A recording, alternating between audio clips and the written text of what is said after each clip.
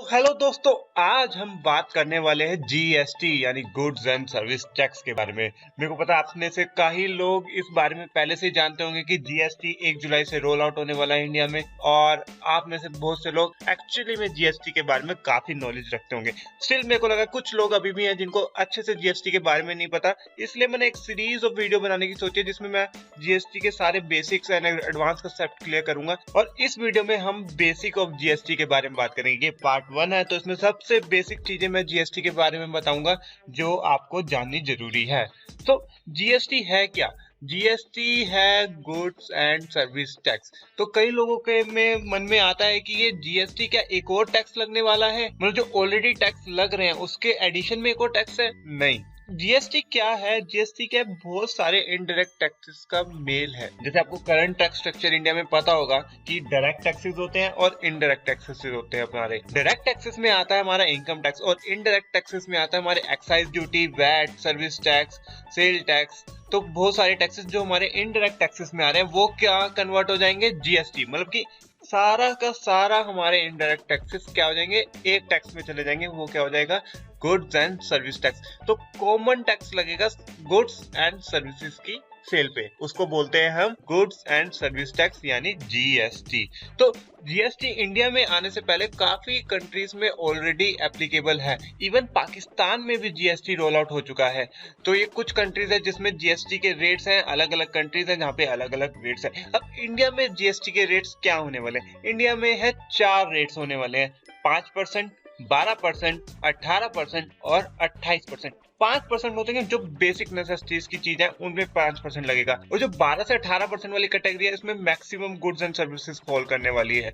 और जो हमारी 28% वाली रेट है उसमें सारी लग्जरी आइटम्स आएगी। आई होप यहाँ तक सब क्लियर हो चुका होगा आपको। अगर आपको थोड़ा सा भी डाउट हो किसी भी चीज के रिगार्डिंग तो कमेंट जरूर कीजिएगा, आपको आंसर मिल जाएगा। कहीं ना कहीं से तो आपको आंसर मिल जाएगा, जरूर मिलेगा। उसके बाद कुछ आइटम्स आती है जिसपे जीएसटी नहीं लगेगा, जैसे अल्कोहल। अल्कोहल पे क्या होगा? अभी भी स्टेट एक्साइज लगेगी और वैट लगेगा। इलेक्ट्रिसिटी पे भी जीएसटी नहीं लगेगा, वो स्टेट ड्यूटी लगेगी। उस पे टबैको पे जीएसटी भी लगेगा और एक्साइज ड्यूटी भी लगेगा, क्योंकि ये सॉफ्ट टारगेट होता है। सिगरेट्स, तंबाकू, इन पे तो जितना टैक्स चार्ज करो उतना ही कम है।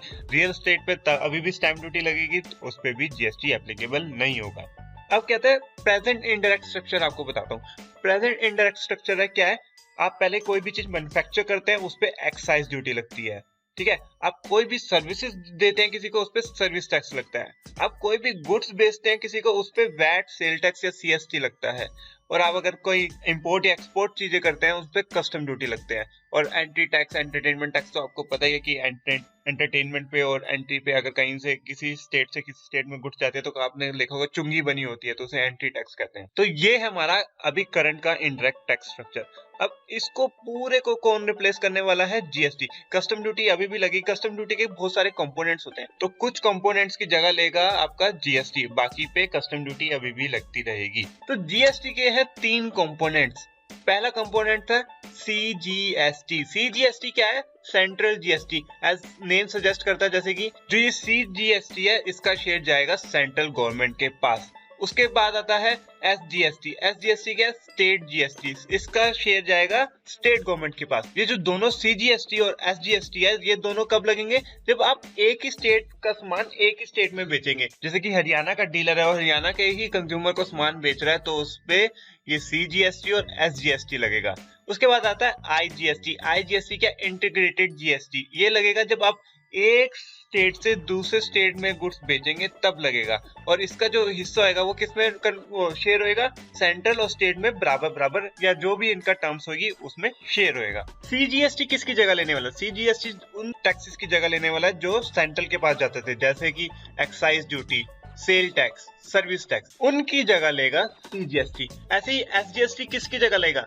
जो हमारे स्टेट के पास टैक्सेस जाते थे, like VAT, purchase tax, entertainment tax, luxury tax, entry tax, जो ये सारे स्टेट के पास टैक्सेस जाते थे वो उसकी जगह लेगा एसडीएसटी। जो हमारी सेंट्रल की रेवेन्यू थी वो सेंट्रल के पास रहेगी, जो स्टेट की रेवेन्यू थी वो स्टेट के पास रहेगी, और जो दोनों के पास शेयर होती थी वो आईजीएसटी में आ जाएगी। तो जीएसटी के कंपोनेंट्स को इस तरीके से बनाया गया है कि सेंट्रल को भी नुकसान ना हो, ना ही स्टेट को नुकसान हो। अब आपको मैं एक एग्जांपल लेके समझाता हूँ कि इंटरस्टेट सप्लाई क्या होगी और इंटरस्टेट सप्लाई होगी क्या होगी।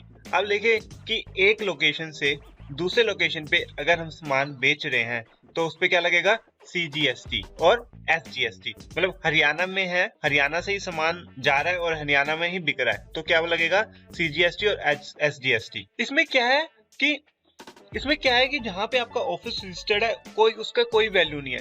आपका सामान कहाँ से बिका है और कहाँ पे जाके बिका है वो रिलेवेंट है। तो इसमें सिंपल है कि from one state to that state only. अगर दूसरे स्टेट में जाता है तो नहीं लगेगा CGST और SGST। इसी तरह अगर हम हरियाणा से पंजाब में सामान बेचते तो IGST लगता। IGST ऑब्वियसली हायर रेट होगा क्योंकि CGST और SGST का कॉम्बिनेशन होगा। आपको एक और बात बता दूं, जो ये दोनों पे टैक्स का रेट है वो सिमिलर होगा कि अगर SGST और CGST को ऐड कर ले तो वो IGST के इक्वल ही होगा। तो इसमें क्या, इसमें भी वही है, delivery of goods is important, कि अगर स्टॉक भी ट्रांसफर कर रहे हैं ना एक ब्रांच से दूसरी ब्रांच में, तब भी आपको IGST देना पड़ेगा। और इंपोर्ट्स के केस में आपको बेसिक कस्टम तो देना ही पड़ेगा, प्लस IGST भी देना पड़ेगा। जैसे मैंने आपको पहले ही बताया था कि कस्टम ड्यूटी नहीं चेंज होगी, कस्टम ड्यूटी के आगे जो उनके पार्ट्स होते हैं ना, CVD वगैरह, उसकी जगह IGST आ जाएगा। इसी तरह सर्विसेज पे भी, सर्विसेज अगर एक स्टेट से उसी स्टेट में ट्रांसफर हो रही है तो CGST और SGST लगेगा, सॉरी। और अगर एक स्टेट से दूसरे स्टेट में जा रही है तो IGST लगेगा। अब क्या है, प्रेजेंट सिनेरियो क्या था, अब आपको डिटेल में एग्जांपल लेके बताता हूं मैं। पहले क्या था, एक रॉ मटेरियल मैन्युफैक्चरर कंपनी थी, वो मैन्युफैक्चर करती थी कोई गुड्स, तो उस पे वैट लगता था और एक्साइज लगता था। आपको एग्जांपल है, 100 रुपए की वैल्यू लेके चलते हैं, उस पे 10 रुपए एक्साइज ड्यूटी लगती है और 11 रुपए वैट लगा था। ये मैं हाइपोथेटिकली ले रहा हूँ, ये एग्जैक्ट परसेंटेज नहीं है, तो ये समझाने के लिए हाइपोथेटिकली ले रहा हूँ मैं आपके लिए, ठीक है। तो उसकी इनवॉइस की वैल्यू होगी 121 रुपए की, ठीक है। अब उसने बेचा वो सामान जो हमारा फाइनल रॉ मटेरियल बनाने वाला है, जो हमारा फाइनल फिनिश्ड गुड बनाने वाला है, सॉरी। तो फिनिश्ड गुड बनाने वाले को भी दोबारा एक्साइज ड्यूटी और वैट देना पड़ेगा, प्लस जो पहले इनपुट मैन्युफैक्चरर एक्साइज ड्यूटी और वैट दे चुका है उसका उसको क्रेडिट मिल जाएगा। तो इस तरीके से इस स्टेज पे भी वैट और एक्साइज लगने वाला है। अब वो क्या होगा, जो जिसने मैन्युफैक्चर किया फाइनल प्रोडक्ट, वो उसको डीलर को बेचेगा। अब डीलर के पास जो जाएगा, डीलर को दोबारा से वैट देना पड़ेगा, डीलर को एक्साइज नहीं देना पड़ेगा क्योंकि वो मैन्युफैक्चरिंग पे लगती है। अब डीलर उसको सेल करता है तो उसको जो पुराना टैक्स पे हो चुका है उसका क्रेडिट मिल जाएगा, और जो उसको एक्स्ट्रा जो प्रॉफिट पे उसको देना पड़ेगा वो उसको वो देगा। तो इस सिनेरियो में सेंट्रल के पास जाता है 11 रुपए और स्टेट गवर्नमेंट के पास जाता है 13 रुपए के करीब टैक्स। अगर GST आता है, GST में क्या होगा, जब रॉ मटेरियल मैन्युफैक्चरर होगा उसे दो कंपोनेंट्स देना पड़ेंगे, SGST और CGST, दोनों को 10-10 रुपए ले लिया है मैंने, और मैं ये इंट्रा स्टेट ले रहा हूँ। अगर मैं इंटर स्टेट लेता तो उसको IGST देना पड़ता, वो भी 20 रुपए, ठीक है। अब जो फिनिश्ड गुड मैन्युफैक्चरर होगा उसको भी सेम SGST और CGST देना पड़ेगा, प्लस वो जो पुराना पहले दे चुका है CGST और SGST उसका क्रेडिट मिल जाएगा। उसी तरह आगे जब डीलर जाएगा उसको भी CGST और SGST देना पड़ेगा और उसको पुराना उसका क्रेडिट मिल जाएगा। और इस केस में दोनों स्टेट गवर्नमेंट और सेंट्रल गवर्नमेंट के पास, दोनों के पास 12 रुपए 10 पैसे का टैक्स कलेक्ट होगा। तो देख रहे हैं ज्यादा फर्क नहीं पड़ा, स्टेट को थोड़ा नुकसान हो रहा है और सेंट्रल को थोड़ा फायदा हो रहा है। अगर GST की कोई न्यूज फॉलो करता हो, अगर आपको पता होगा जो पहले जो GST का मामला अटक रहा था, तो वो क्या अटक रहा था, स्टेट गवर्नमेंट्स है उन्हें क्या हो रहा था, लॉस, जैसे इस एग्जांपल में हो रहा है। तो वो क्या, अब सेंट्रल गवर्नमेंट ने क्या करा है कि कुछ सालों तक जो स्टेट गवर्नमेंट को लॉस होगा वो क्या होगा, सेंट्रल गवर्नमेंट बियर करेगी। इस शर्त पे स्टेट गवर्नमेंट्स ने GST को हरी झंडी दी है। इसी तरह सर्विसेज पे भी, सर्विसेज देगा इनपुट सर्विस प्रोवाइडर अगर देगा तो उस पे CGST और SGST देना पड़ेगा, फिर आउटपुट सर्विस प्रोवाइडर देगा वो भी CGST और SGST देगा, तो फाइनली वो कंज्यूमर को बेचेगा तो भी CGST और SGST देना पड़ेगा। इस हिसाब से 11-11 रुपए सेंट्रल और स्टेट गवर्नमेंट के हिस्से आएंगे। तो अभी क्या होता था, अभी 10 रुपए का सर्विस टैक्स, वैसे तो 15 रुपए, इस एग्जाम्पल में 10 रुपए लिया हुआ है, तो 10 रुपए का सर्विस टैक्स लगता था, उसका क्रेडिट लेता था आउटपुट सर्विस प्रोवाइडर का क्रेडिट लेता था, वो 11 रुपए पड़ता था। आउटपुट सर्विस प्रोवाइडर भी फिर आगे बेचता था तो उसे सर्विस टैक्स देना पड़ता था और पहले का उसका क्रेडिट मिलता था। तो इस हिसाब से सिर्फ 11 रुपए जाता था, वो भी सेंट्रल गवर्नमेंट के पास।